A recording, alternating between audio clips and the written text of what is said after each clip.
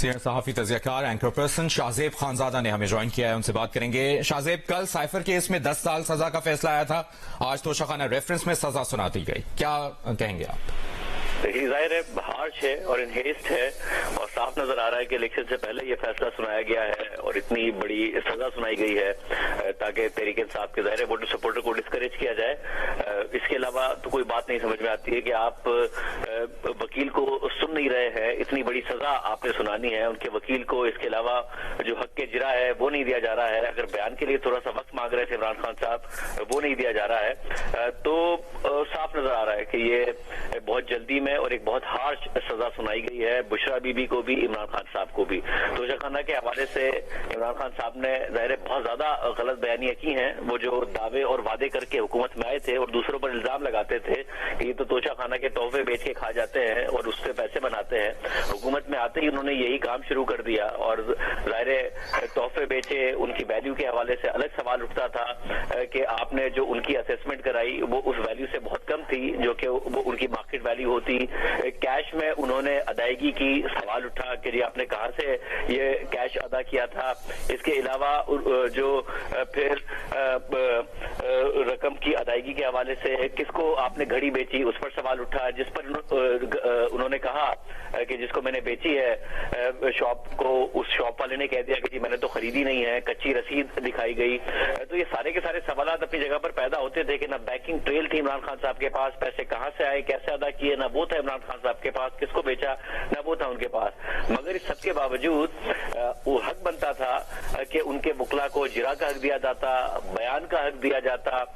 کس طریقے سے اسیسمنٹ جو کرائی گئی ہے اتنی کہ کہاں سے یہ اربوں روپے کی اسیسمنٹ کرائی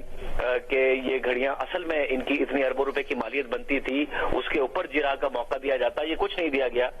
وہی جج ہیں جن سے 5 سال پہلے سزا دلوائی گئی تھی، ایک منتخب وزیر اعظم کو اور آج ایک اور سابق وزیر اعظم کو دلوائی گئی ہے اور جلدی میں دلوائی گئی ہے، الیکشن سے پہلے دلوائی گئی ہے۔ ایک سزا کل ہوئی، اس کیس کے بھی میرٹس پر بہت سارے گراؤنڈز موجود تھے، عمران خان صاحب نے کیسے ایک سائفر کو اور جس میں دھمکی یا پھر سازش نہیں تھی، سفیر نے کہہ دیا، سابق فارن سیکرٹری نے کہہ دیا، مگر اس کیس کے بھی ڈیو پروسیس کو نہیں فالو کیا گیا تھا۔ آج کے کیس میں بھی ظاہر ہے جو عمران خان صاحب نے کہا تھا میں نے سڑک بنوا دی ہے توشہ خانہ کے تحائف بیچ کر، وہ کوئی سڑک نہیں بنوائی تھی، نہ ہی انہوں نے اپنی جو اسٹیٹمنٹ جمع کرائی تھی اس میں یہ بات کی تھی، تو گراؤنڈز بہت سارے تھے عمران خان صاحب کے خلاف، مگر یہ تو واضح نظر آ رہا ہے کہ جس طرح پہلے ایک توشہ خانہ کیس چلا اور اس توشہ خانہ کیس میں جلدی میں جج دلاور نے فیصلہ دیا اور ڈیو پروسیس پر سوال اٹھا اور وہ اسلام آباد ہائی کورٹ میں نہیں سٹینڈ کر پائے گا، پھر سائفر کیس چلا، اس میں ظاہر کچھ گراؤنڈز موجود تھے مگر جلدی میں چلایا گیا، حق کے جرا اور حق کے دفاع نہیں دیا گیا جس کی وجہ سے وہ اسلام آباد ہائی کورٹ میں نہیں سٹینڈ کر پائے گا۔ یہ آج جو کیس ہے اس کو بھی بہت جلدی میں چلایا گیا اور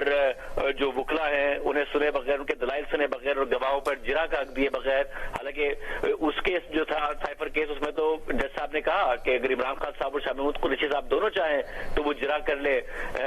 گواہوں پر، مگر اس کیس میں تو کل رپورٹ ہو رہا تھا کہ عمران خان صاحب نے خود نے کہا کہ میں جرا کرنا چاہتا ہوں مگر وہ حق نہیں دیا گیا، تو یہ کیس بھی ہائی کورٹ میں سٹینڈ نہیں کر پائے گا۔ یہ صاف نظر آ رہا ہے کہ پاکستان میں جو احتساب کا بیانیہ ہے وہ ماضی میں بھی پولیٹیکل انجینئرنگ کے لیے استعمال ہوا ہے اور آج بھی وہی ہو رہا ہے۔ جس طریقے سے اس کیس کو چلایا گیا ہے، اس کیس میں سیاسی مقاصد حاصل کرنے کے لیے چلایا گیا ہے، نہ ہی احتساب